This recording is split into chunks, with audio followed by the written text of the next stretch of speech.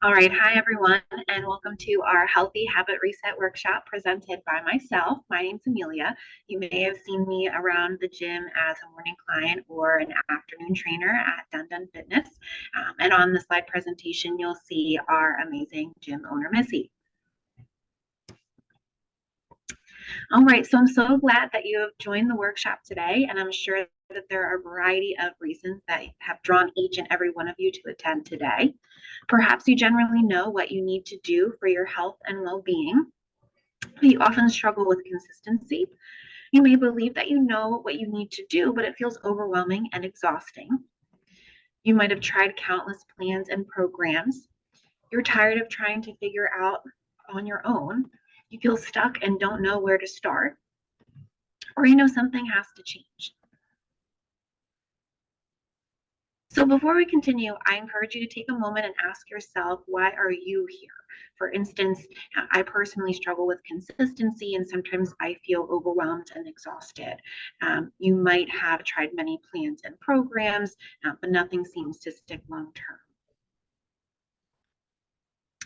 So I am here because I want to show you that there is a simpler and less overwhelming way to achieve your health goals. I want to be able to share with you proven strategies from my experience, research, and education. I want to give you 5 reset habits to reignite your motivation. I want to show you how to keep your momentum long term. And I want to remind you that you're not alone in this process.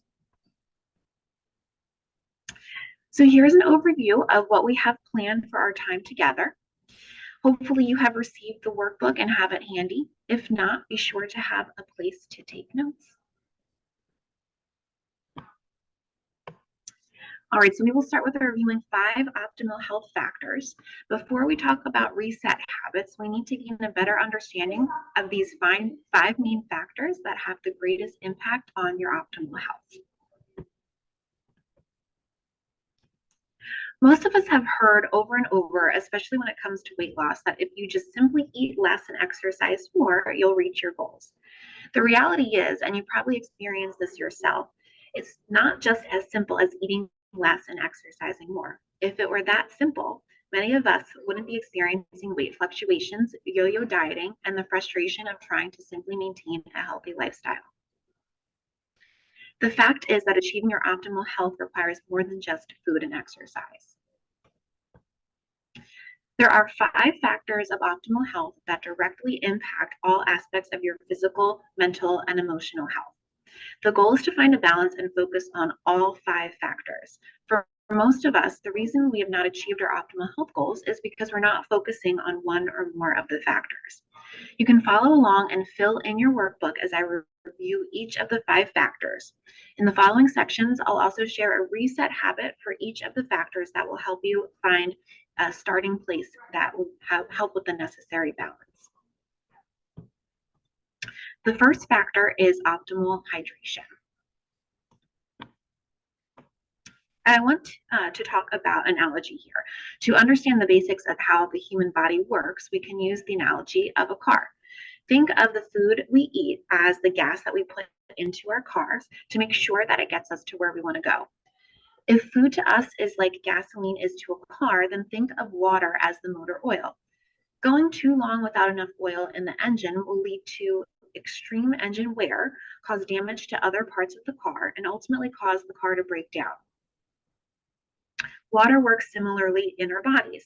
It acts as a lubricant, keeping everything running smoothly and efficiently. Proper hydration ensures all of our major organs, including our brain, function at their best.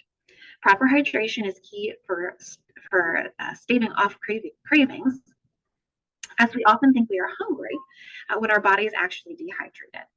Just as a car needs enough oil to operate properly, our bodies need enough water to operate properly and optimize our health, performance, and well-being.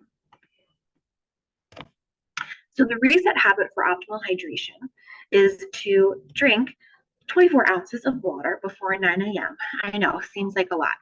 It might help to have a water bottle or container that is at least 24 ounces so that you do not have to keep refilling your bottle or have to go for multiple glasses of water to obtain this goal in the morning. You might also find it helpful to have a water bottle or container that has labels or markings of ounces to be used as a visual cue. So I actually have one of these, and you don't have to get one as big as me, but it gives you a visual cue of how you're doing. All right.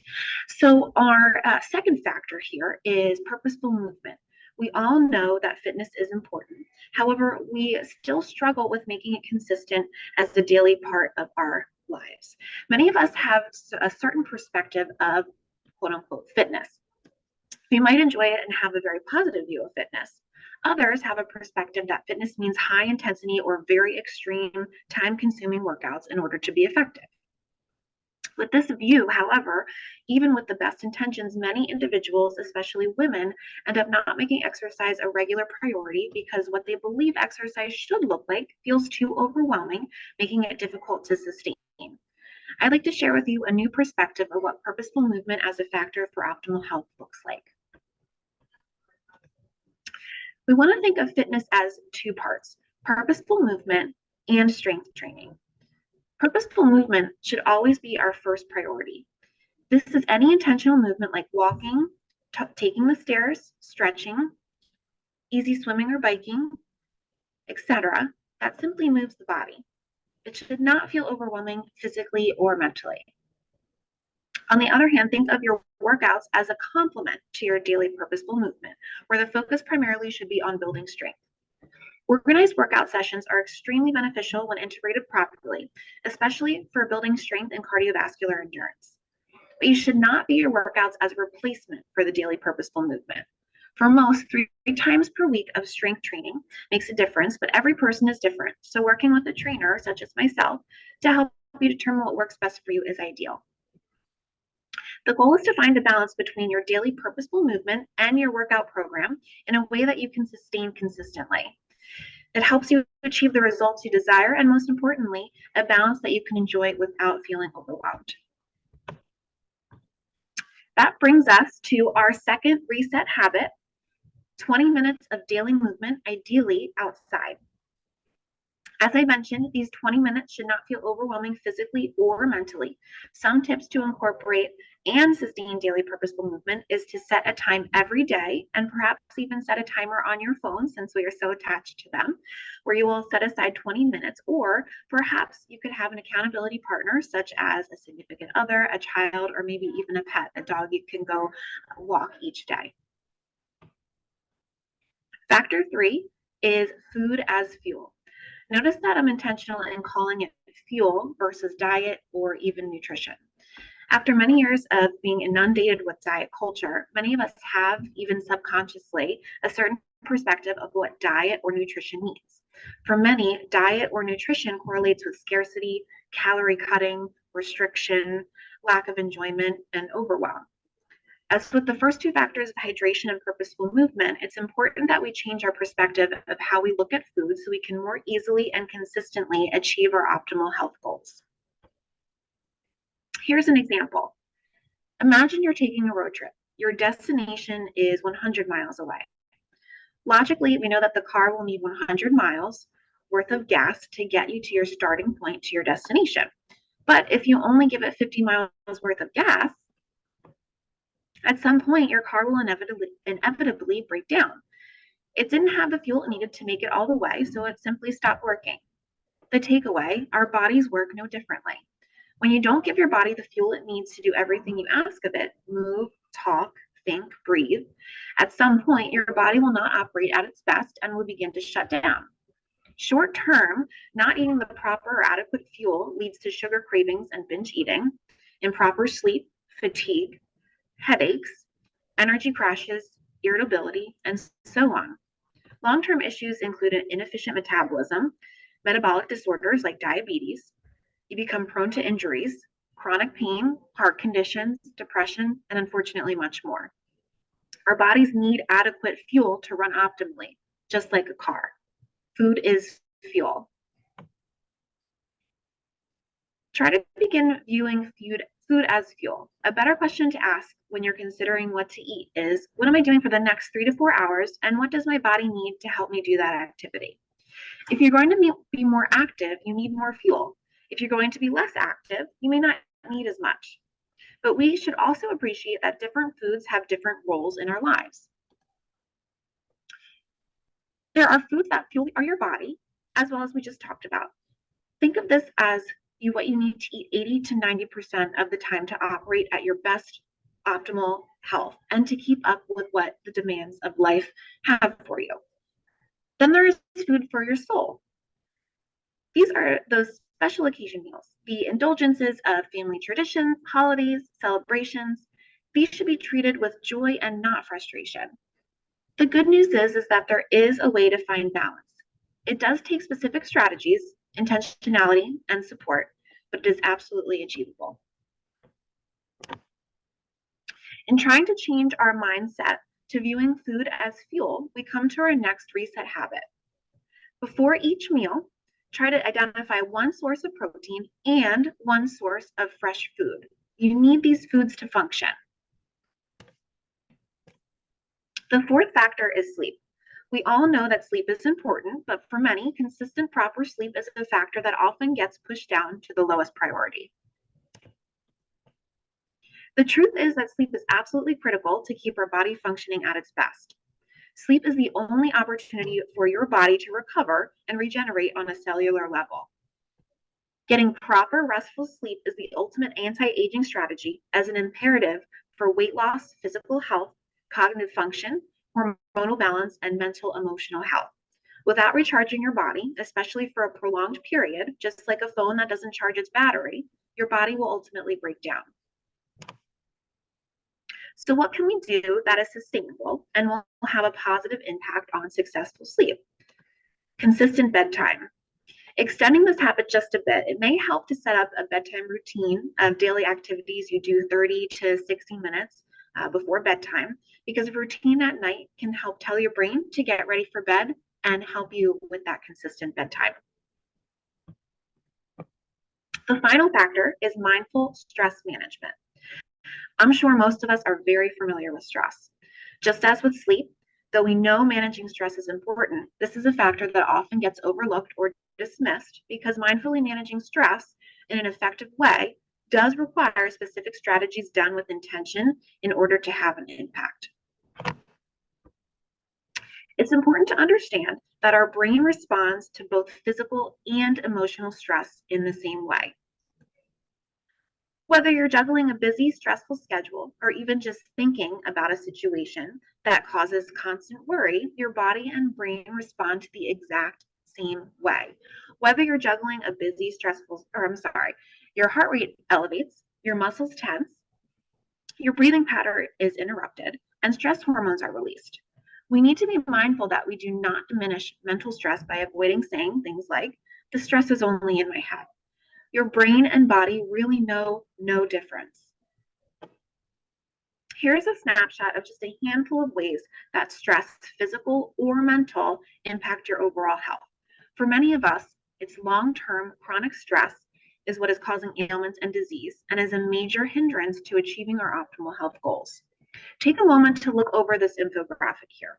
We can focus on one part of the body to see what effects stress has both short-term and long-term. Take the skin, for example, the largest organ of our body. Short term, the skin becomes more sensitive and oily. Long term, the skin and hair conditions may be developed, such as acne, hair loss, etc. Again, take a moment to look at this graphic. It is very helpful to understand short term and long term effects of stress. The fifth and final reset habit, therefore, is 5 minutes of quiet time. You may find it useful to schedule these 5 minutes before or after your 20 minutes of purposeful movement, but do whatever works best for your schedule. So we want to make sure that it's sustainable. Some examples of 5 minutes of quiet time include prayer or devotion, stretching, journaling or reflection, listening to an inspiring video or guided meditation, Other ideas of when to do your 5 minutes of quiet time include maybe the transition time between work and home, when you typically find that you might have food cravings, losing mental focus, and before stressful situations. So again, here are the 5 factors of optimal health we just reviewed. Remember, achieving optimal health requires a focus and balance of all 5 because they work together. For example, if you only focus on fuel and fitness, which many of us have for too long, and do not focus on managing your stress, sleep habits, or adequate hydration, reaching your health goals will be extremely difficult, if not impossible. Here are some important considerations. These 5 reset habits are intended to ignite your motivation and confidence. They're doable for any schedule. However, intention and planning is necessary to be able to be successful. You should have to stretch to achieve them, yet not be so overwhelmed that you would be deferred from achieving them. And these are to create that foundation for building a strong, consistent, healthy habits for each of the 5 factors of optimal health. Before you start these new habits, you have to think about how to get back on track. Before you leave here thinking that these reset habits are the answer you're looking for, there are a few notes of caution. I want to share with you some mistakes that I've seen so many make in hopes that you might not make them too. What happens for so many of us is that when we're ready to make a change, or when we've made a decision to commit to our health, our typical response is thinking we need to find a new plan or program to help us achieve our goal. Or we think we need to go back to a plan or program that worked for us at some point in our lives. What happens too often is that we keep hoping that the next program or the old plan will work. Ultimately and unfortunately, we end up finding ourselves at some point falling back off track and feeling like we have to start all over again. It's like the definition of insanity, doing the same thing over and over again, expecting different results. I personally can relate to this, and you may too. If we know we don't want to keep going down the pathway of frustration, what is it that determines whether someone will succeed in achieving their optimal health goals and maintain that success, or whether they'll continue to struggle with consistency, self-motivation, and self-sabotage? How do we break this frustration or frustrating cycle of insanity and struggle? Ask better questions. This is a strategy I teach in my mindset and habit changing programs that is based in brain science. If you ask better questions, you'll get better answers, which leads to better outcomes. In the case of breaking the cycle of insanity, instead of asking, what is the best program to help me reach my goal? Ask the better question, what do I really need to learn so I can achieve my optimal health goal? Now your brain will immediately take you to a different solution instead of the same repeated direction as you followed in the past. This is the X factor that we need to succeed, focusing more on mindset and habit change.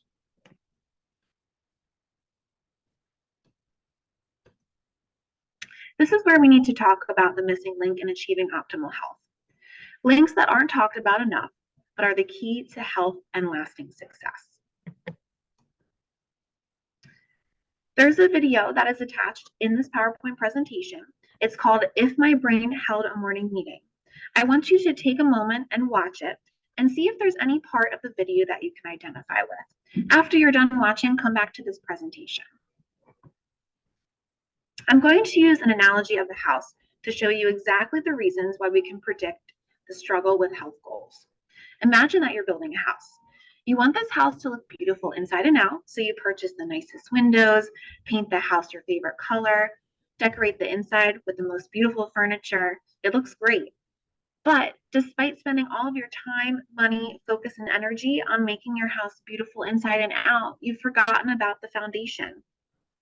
It turns out that the foundation of the house is weak and it's not strong enough to support the house and everything in it. At some point in time, the cracks begin to show, and the integrity of your home is no longer strong.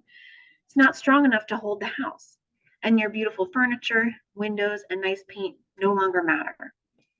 Think of the windows, paint, and decorative furniture of your house as the plans and programs you've tried in the past. Quick fix programs, extreme workouts, restrictive diets, etc.